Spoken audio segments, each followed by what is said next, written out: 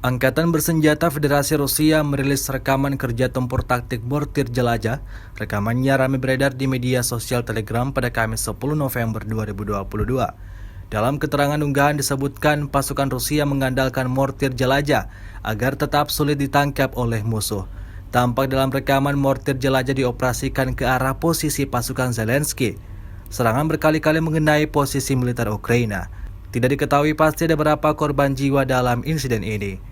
Selama invasi berlangsung, Rusia secara total merilis 332 pesawat Ukraina, 172 helikopter, dan 2.470 kendaraan udara tak berawak dieliminir oleh pasukan Vladimir Putin. Sementara itu dari kubu Kiev, Kementerian Pertahanan Ukraina melaporkan 780 tentara Rusia dieliminir dalam 24 jam terakhir.